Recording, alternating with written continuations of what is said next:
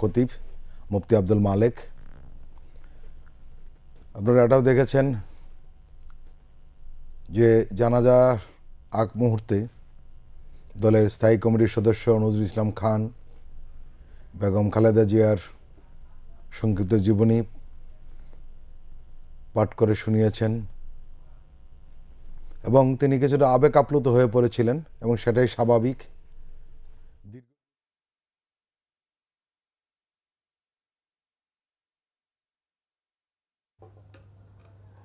এই মুহূর্তে আমরা যে বিষয়টি দেখলাম, বিএনপি চেয়ারপারসন বেগম খালেদা জিয়ার জানাজার নামাজ অনুষ্ঠিত হলো। তার জানাজার নামাজ পড়ালেন জাতীয় মসজিদ বায়তুল মোকাররমের খতিব মুফতি মোহাম্মদ আব্দুল মালেক। এবং আমরা এই মুহূর্তে যেটি দেখতে পাচ্ছি যে ইসলামিক বক্তা মিজানুর রহমান আজহারি তিনিও আসলে খাটিয়া তুলে নিচ্ছেন বেগম খালেদা জিয়ার,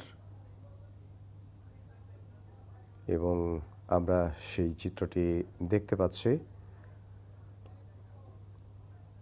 তিনবারের প্রধানমন্ত্রী, বাংলাদেশের প্রথম নারী প্রধানমন্ত্রী, তার মরদেহ এই মুহূর্তে নিয়ে যাওয়া হবে